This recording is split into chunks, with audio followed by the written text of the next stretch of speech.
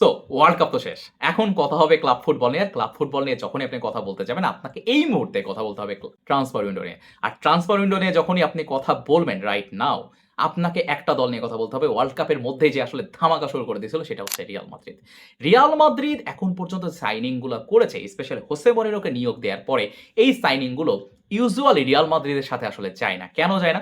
Real Madrid recently last কিছুদিন আগের কথা, লাস্ট ৩-৪ টা ট্রান্সফার উইন্ডো যদি আপনি ফলো করেন, রিয়াল মাদ্রিদ 30 প্লাস বা 30 এর আশেপাশের প্লেয়ার কখনোই কেনে না। তারা রিসেন্টলি খুবই ইয়াং ট্যালেন্টেড প্লেয়ারদের প্রতি ঝুঁকেছিল। এবং এনরিকের মতো প্লেয়ারকে কিনতে দেখেছি, মাস্তানতুনহর মতো প্লেয়ারকে কিনতে দেখেছি। তার আগে রদ্রিগো, ভিনির মতো প্লেয়ারকে তারা দলে ভিড়িয়েছিল অনেকদিন আগের কথা। এবং ইয়াং প্লেয়ার ছাড়া বেলিংহাম, এমবাপ্পে, প্রাইম টাইমের এমবাপ্পে, এদের প্রতি তাদের নজর ছিল, যারা আপনাকে লং টার্মে সার্ভিস দিতে পারবে। কিন্তু ব্যাক টু ব্যাক ২টা ট্রফিলেস সিজনের পরে রিয়াল মাদ্রিদ তাদের পরিকল্পনা একটু বদলাই ফেলছে। এবং হোসে মরিনোর কথা হচ্ছে পরেরটা পরে দেখা যাবে, বর্তমানে আমাকে জিততে হবে। যার জন্য সে এমন এমন কিছু সাইনিং করেছে যেটা খুবই সারপ্রাইজিং এবং আসলে ইন্টারেস্টিং সাইনিংও বটে।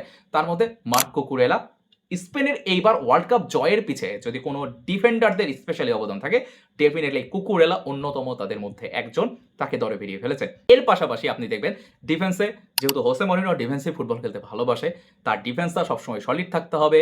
প্র্যাগম্যাটিস্ট টাইপ একজন ম্যানেজার, কাউন্টার অ্যাটাকিং ফুটবল ভালোবাসে।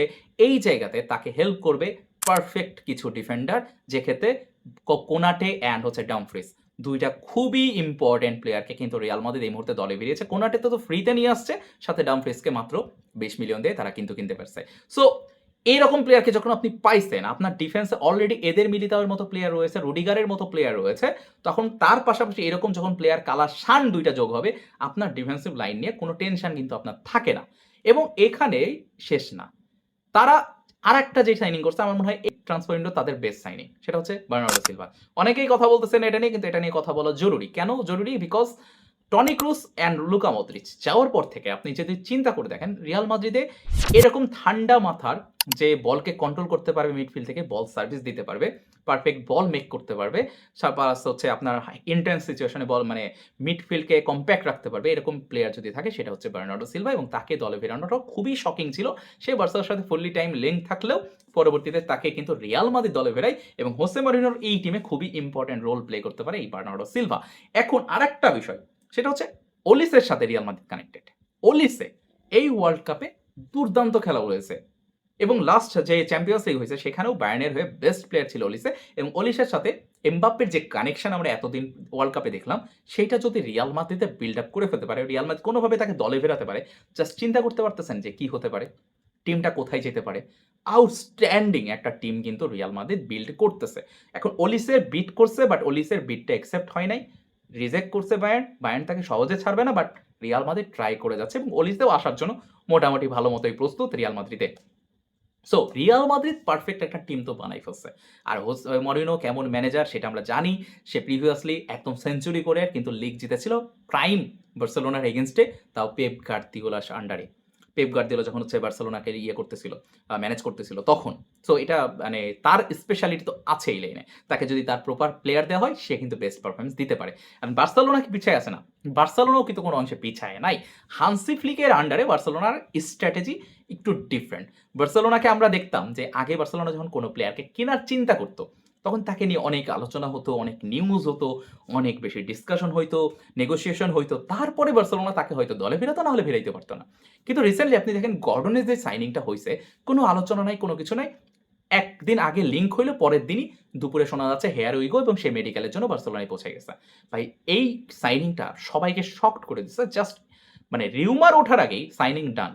এবং আপনি যদি রিসেন্ট সাইনিং যেটা হয়েছে, আদিয়ামি বার্সেলোনায় জয়েন করছে, সে আদিয়ামির সাইনিংটাও তুমি দেখেন, এইটাও খুবই শকিং এবং ইনস্ট্যান্ট লিঙ্ক হওয়ার সঙ্গে সঙ্গে সেও কিন্তু বার্সেলোনা তাকে কিনে নিয়েছে। সো এরকম সাইনিং আমরা রিসেন্ট সময় হান্স ফ্লিকের আন্ডারেই দেখতে পাচ্ছি। এবং থ্যাঙ্কস টু ডেকো বা হচ্ছে থ্যাঙ্কস টু ম্যানেজমেন্ট বার্সেলোনা, যারা হচ্ছে এই আগে যে প্রচুর পরিমাণে রিউমার ছড়াইতো, প্রচুর পরিমাণে নিউজ হতো এবং প্রচুর পরিমাণে নেগোসিয়েশন হতো, সেগুলো কোনো কিছুই আসলে মিডিয়াতে পাবলিশ হচ্ছে না, ইনস্ট্যান্ট যাকে দরকার তুলে নিয়ে আসতেছে। সো আপনি যদি বার্সেলোনার অ্যাটাকিং লাইনটা দেখেন, বার্সেলোনার অ্যাটাকিং লাইনটাও কিন্তু দুর্দান্ত। এইদিকে লামিন ইয়ামাল, রাফিনহা তো রয়েছে, সাথে ফেরহান টরেস যে ফাইনালে গোল করছে, ফেরহান টরেসও এখন আছে। যদিও তার ট্রান্সফারের একটা সম্ভাবনা শোনা যাচ্ছে যে সে দল ছাড়তে পারে। সাথে আপনার রয়েছে গর্ডন যুক্ত হলো, আপনার হচ্ছে আদিয়ামি যুক্ত হলো। যদিও এখন লেভেনডস্কিকে আমরা ছেড়ে দিয়েছি। আমি জানি না যে নাম্বার 9 পজিশনে আসলে কাকে বার্সেলোনা ব্যবহার করতে যাচ্ছে। গর্ডন নাম্বার 9 পজিশনে খেলতে পারে, এটা আমরা জানি। আপনি চাইলে মিডল পজিশনে আপনি হচ্ছে রাফিনাকে ইউজ করতে পারেন। আপনি ফেরহান টরেস যদি দলে থেকে যায়, আপনি তাকে ইউজ করতে পারবেন। আর বার্সেলোনা এমনিও নেক্সটে কোনো আরো অ্যাটাকিং প্লেয়ার বা নাম্বার 9 কাউকে কেনার পরিকল্পনা আছে কিনা এটা এখনো সিওর না। আলভারেজ লিঙ্ক আছে, বাট আলভারেজকে কোনো অবস্থাতেই আমার মনে হয় না অ্যাথলেটিকো খুব সহজে বার্সেলোনাকে দিবে। এটা মোটামুটি বলেই দেওয়া যায়। সো এই অবস্থায় বার্সেলোনা নাম্বার 9 কিনবে কি কিনবে না এটা একটা বড় প্রশ্ন। বাট আমার মনে হয় সবথেকে বেশি জরুরি এই মুহূর্তে যেটা হান্সি ফ্লিকের আন্ডারে, সেটা হচ্ছে পাউ কুবার্সি। ম্যাচিউরিটি দেখাইছে সেই ওয়ার্ল্ড কাপে। তার পাশাপাশি একটা ভালো ডিফেন্ডার আমাদের এই মুহূর্তে খুব বেশি প্রয়োজন সেন্টার ব্যাকে। ইনিগো মার্টিনেজ যখন ছিল আমার কিন্তু এই অভাবটা পূরণ হয় নাই। বাট লাস্ট সিজন আমাদের এই অভাবটা পূরণ হইছে। আর আমার মনে হয় এটা হাই টাইম আরোহকে ছেড়ে দেওয়ার জন্য। এর থেকে বেটার অপশন আর আসবে না। আর আরোহ বা কোনো ডিফেন্ডার যদি যায় তাহলে বার্সেলোনা কিন্তু ডিফেন্ডারের দিকে কেনার দিকে মন দিবে, এটা বার্সেলোনা জানাইছে। তো এখন বার্সেলোনার ডিফেন্সিভ লাইনটা কি হবে? মিডফিল্ডে কোনো প্লেয়ার যুক্ত হবে কিনা? বিকজ ফ্র্যাঙ্কি ডিয়ং ভালো একটা ইনজুরিতে পড়ছে। এটাও একটা বড় প্রশ্ন কিন্তু থেকে যায়। সো এটা তো গেল ট্রান্সফার নিয়ে রিয়াল মাদ্রিদ প্লাস বার্সেলোনার কথা। এর বাইরেও যে দলগুলো আছে চেলসি বলেন, ম্যানচেস্টার ইউনাইটেড বলেন, একজন ধামাকা দেখা যাচ্ছে। অ্যাস্টন ভিলা বলেন, সবাই কিন্তু ধুমধাম একদম সেল করছে। সেগুলো নিয়ে আরেকদিন আরেকটা ভিডিওতে আলোচনা করব। কিন্তু আজকে একটা জিনিস বিষয় দেখেন, জোর্গান ক্লপ কিন্তু হচ্ছে আপনার জার্মানির ম্যানেজার হিসেবে দায়িত্ব নিছে। যেটা রিউমার ছিল, বাট এখন অফিসিয়ালি সে এখন জার্মানির ম্যানেজারের দায়িত্ব নিছে। আর এইদিকে ইতালি কিন্তু পেপ গার্দিওলাকেও চাইছিল, যেটা রিজেক্ট হয়ে গেছে। পেপ গার্দিওলা রিজেক্ট করে দিছে।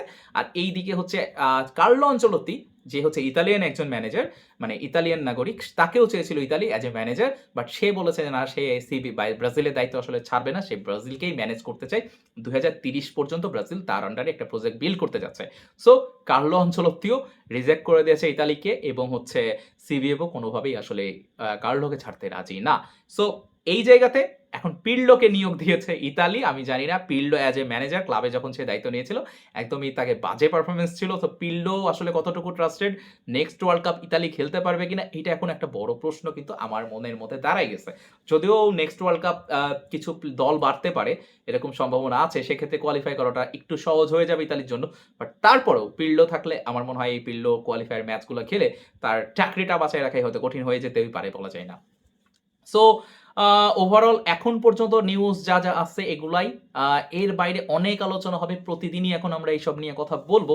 সো আপনার কি মনে হয় এখন পর্যন্ত কোন দলটা সবথেকে ভালো ট্রান্সফার উইন্ডো পার করতেছে? I think Chelsea and Real মাদ্রিদের কথা এই জায়গাতে বলতেই হয়। চেলসি দুর্দান্ত কিছু সাইনিং করেছে, সেগুলো নিয়ে আমরা কথা বলবো। সো আর বার্সেলোনাও আমি মনে হয় আরো কিছু সারপ্রাইজিং সাইনিং আমরা দেখতে পেতে পারি, বিকজ এখন বার্সেলোনা কোনো নিউজ পাবলিশ করছে না, ইনস্ট্যান্ট ডিল ডান করে ফেলতেছে। তো কখন কিভাবে ডান হয়ে যায় বলা মুশকিল, আমরা সেটারই অপেক্ষায় থাকবো। সো আপনার কি মনে হয় কোন দল এবার লা লিগা জিততে পারে? বার্সেলোনা, রিয়াল মাদ্রিদ নাকি অন্য কোনো দল? আর জুর্গান ক্লপ কেমন হইছে? অ্যাজ এ হচ্ছে জার্মানি ম্যানেজার, প্লাস হচ্ছে পেপ গার্দিওলা ইতালিকে রিজেক্ট করে দিল। সিভিএফ থেকে কার্লোকে ছাড়লো না। সবকিছু মিলিয়ে আপনার সব মতামত কমেন্ট করে জানাবেন। আর হচ্ছে নেক্সট ভিডিও পর্যন্ত পাশে থাকবেন এবং ফলো করে দিবেন।